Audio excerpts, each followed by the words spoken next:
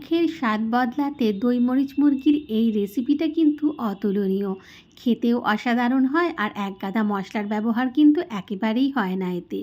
গুঁড়ো লঙ্কার ব্যবহার এতে একেবারেই করব না। মরিচ মুরগি মানেই বোঝা যাচ্ছে এতে গোলমরিচের ব্যবহার একটু বেশি করব।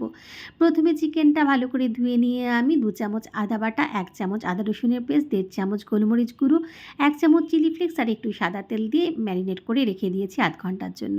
তারপর সাদা তেলে গোটা শুকনো লঙ্কা আর গোটা গোলমরিচ ফোড়ন দিয়ে পেঁয়াজ আদা রসুনের একটা পেস্ট দিয়েছি, খুব ভালো করে একটু কষে নিয়েছি। যখন তেল ছেড়ে বেরিয়ে আসবে তখন ম্যারিনেট করা চিকেনগুলো দিয়েছি, একটু নুন দিয়ে প্রথমে গ্যাসটা বাড়িয়ে একটু নেড়ে চেড়ে নিয়ে তারপর গ্যাসের ফ্লেমটা লোতে করে দিয়ে ঢাকা দিয়ে দিয়েছিলাম সেদ্ধ হওয়ার জন্য। 12-15 মিনিট পর ঢাকাটা খুলে নিয়েছি, একদম সিদ্ধ হয়ে গেছে। ওপর থেকে চেরা কাঁচা লঙ্কা বেশ কিছুটা দিয়েছি আর হাফ কাপ দুধ দিয়ে গ্যাসের ফ্লেমটা একটু বাড়িয়ে দিয়ে কষা কষা করে মাখো মাখো করে নামিয়ে নিয়েছি। দারুণ স্বাদের দই মরিচ মুরগি একদম রেডি।